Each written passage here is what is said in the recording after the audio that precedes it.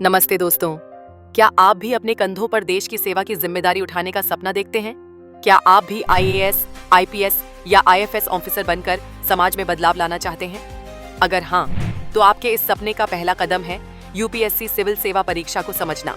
लाखों युवा हर साल इस परीक्षा की तैयारी करते हैं, लेकिन सबसे पहला और सबसे अहम सवाल जो दिमाग में आता है वो ये कि आखिर यूपीएससी में कौन कौन से विषय पढ़ने होते हैं। आज के इस वीडियो में हम यूपीएससी की पूरी पाठ्यक्रम संरचना को विस्तार से जानेंगे। प्रारंभिक परीक्षा से लेकर मुख्य परीक्षा तक हर विषय, हर पेपर को बारीकी से समझेंगे। तो अपनी नोटबुक और पेन तैयार रखिए, क्योंकि यह वीडियो आपके यूपीएससी सफर की नींव बनने वाला है। तो चलिए सबसे पहले बात करते हैं प्रारंभिक परीक्षा यानी प्रीलिम्स की। तो ये यूपीएससी परीक्षा का पहला चरण है और इसे पास करना बहुत जरूरी है, क्योंकि इसी के बाद आप अगले चरण यानी मुख्य परीक्षा में बैठ सकते हैं। इस प्रारंभिक परीक्षा में कुल 2 पेपर होते हैं।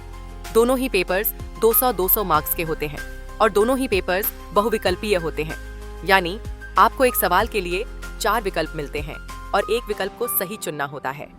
बात करें पहले पेपर सामान्य अध्ययन यानी जनरल स्टडीज, तो यह पेपर आपकी सामान्य जानकारी की परख करता है।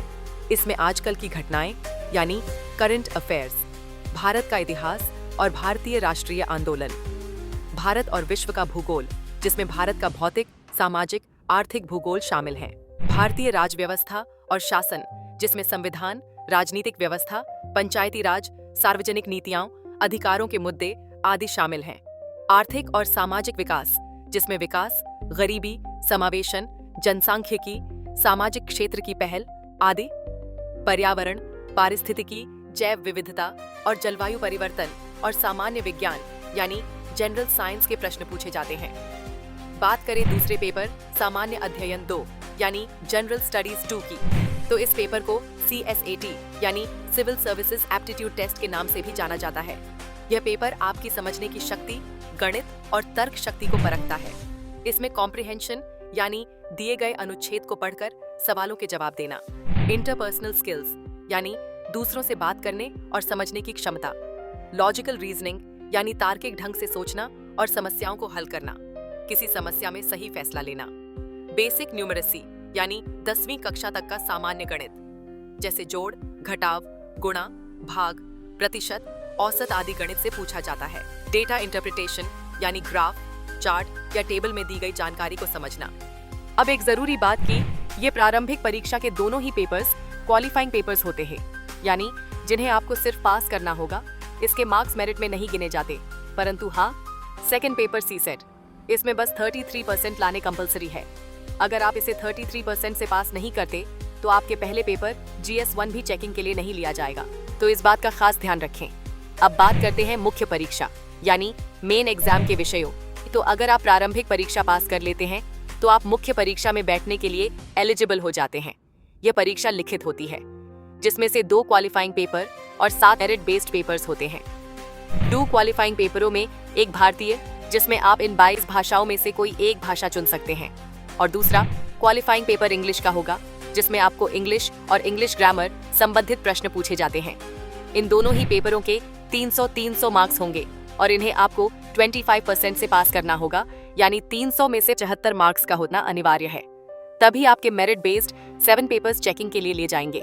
बात करें मेरिट बेस्ड 7 पेपरों की, तो यहाँ हर पेपर के 250 मार्क्स रहेंगे। एक पेपर निबंध यानी ऐसे का रहेगा। इसमें आपको अलग अलग विषयों पर लंबे निबंध लिखने होते हैं। यह आपकी लिखने की कला और विचारों को संगठित करने की क्षमता को परखता है। नेक्स्ट पेपर सामान्य अध्ययन 1 यानी GS1 का होगा। इसमें आपको भारत की संस्कृति और विरासत, जिसमें हमारे देश की कला, साहित्य, इतिहास, मंदिर, किले आदि, विश्व का इतिहास और भूगोल, जिसमें दुनिया की महत्वपूर्ण ऐतिहासिक घटनाएं, प्रमुख भौगोलिक विशेषताएं, भारतीय समाज, जिसमें हमारे समाज की बनावट, महिलाओं की भूमिका, जनसंख्या के मुद्दे, वैश्वीकरण का समाज पर असर जैसे आदि प्रश्न पूछे जाते हैं। नेक्स्ट पेपर सामान्य अध्ययन 2 यानी GS2 का होगा।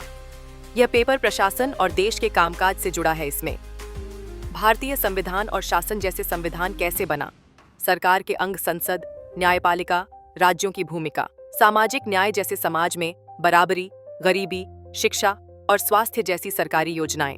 अंतर्राष्ट्रीय संबंध, जिसमें भारत के दूसरे देशों के साथ संबंध, दुनिया के बड़े बड़े संगठन जैसे आदि प्रश्न पूछे जाते हैं। नेक्स्ट पेपर सामान्य अध्ययन 3 यानी GS 3 का होगा। यह पेपर विज्ञान, अर्थव्यवस्था और सुरक्षा पर केंद्रित है। इसमें अर्थव्यवस्था जैसे भारत की अर्थव्यवस्था, विकास, योजनाएं, बजट, कृषि और उद्योग। विज्ञान और प्रौद्योगिकी जैसे विज्ञान के नए आविष्कार, उनका रोजमर्रा की जिंदगी पर असर, अंतरिक्ष, रक्षा तकनीक। पर्यावरण और आपदा प्रबंधन जैसे पर्यावरण को बचाना, प्रदूषण और भूकंप, बाढ़ जैसी आपदाओं से निपटना। आंतरिक सुरक्षा, देश के अंदर की सुरक्षा चुनौतियां जैसे आतंकवाद, साइबर क्राइम जैसे आदि प्रश्न पूछे जाएंगे। नेक्स्ट पेपर सामान्य अध्ययन 4 यानी GS 4 का होगा। यह पेपर आपकी नैतिकता, ईमानदारी और सरकारी अधिकारी के रूप में आपके दृष्टिकोण को परखता है। इसमें केस स्टडीज भी होती हैं, जहां आपको किसी समस्या का नैतिक हल देना होता है। यह पेपर जांचता है कि आप एक ईमानदार और सही सोच वाले अधिकारी बन सकते हैं या नहीं। आखिरी 2 पेपर्स वैकल्पिक विषय के होंगे, यानी ऑप्शनल सब्जेक्ट के। इसमें आपको इस लिस्ट में से अपनी पसंद का कोई एक विषय चुनना होता है। अब इस चुने हुए विषय के 2 पेपर होते हैं, तो मुख्य परीक्षा के कुल 7 पेपर्स और हर एक के 250 मार्क्स, तो ये मुख्य परीक्षा आपकी पूरे 1750 मार्क्स की होगी। अब बात करते हैं इंटरव्यू राउंड या कहो पर्सनालिटी टेस्ट की। तो अगर आप मुख्य परीक्षा में पास हो जाते हैं तो आपको साक्षात्कार के लिए बुलाया जाता है। यह अंतिम और बहुत महत्वपूर्ण चरण है, जो 275 मार्क्स का होता है। इसमें एक बोर्ड आपके सामने बैठता है और आपसे सवाल पूछता है। यह आपकी सिर्फ जानकारी नहीं, बल्कि आपके व्यक्तित्व, आपकी सोच, आत्मविश्वास, समस्याओं को समझने और हल करने की क्षमता को परखता है। वे देखना चाहते हैं कि आप एक अच्छे और जिम्मेदार अधिकारी बन सकते हैं या नहीं। तो दोस्तों, आपका फाइनल मेरिट मुख्य परीक्षा के 1750 मार्क्स और इंटरव्यू के 275 मार्क्स, ऐसे कुल 2025 मार्क्स में से बनेगा और इसी के आधार पर आपको आपकी रैंक और सेवा मिलती है। तो दोस्तों, यह थी UPSC सिविल सेवा परीक्षा के विषयों की पूरी जानकारी। जैसा कि आपने देखा, यह परीक्षा आसान नहीं है और इसमें कई तरह के विषयों का गहरा ज्ञान जरूरी होता है। लेकिन अगर आप सही रणनीति बनाते हैं, कड़ी मेहनत करते हैं और अपने लक्ष्य पर अटल रहते हैं, तो आप इस चुनौती को जरूर पार कर सकते हैं। मुझे उम्मीद है कि इस वीडियो ने आपको UPSC के विषय समझने में मदद की होगी। अगर आपको यह वीडियो पसंद आया हो तो इसे लाइक करें, अपने दोस्तों के साथ शेयर करें जो UPSC की तैयारी कर रहे हैं, और हमारे चैनल को सब्सक्राइब करना न भूलें, ताकि आपको ऐसे और भी उपयोगी वीडियो मिलते रहें। आपके मन में कोई भी सवाल हो तो नीचे कमेंट बॉक्स में पूछें। आपकी UPSC की यात्रा के लिए मेरी ओर से ढेर सारी शुभकामनाएं। मिलते हैं अगले वीडियो में।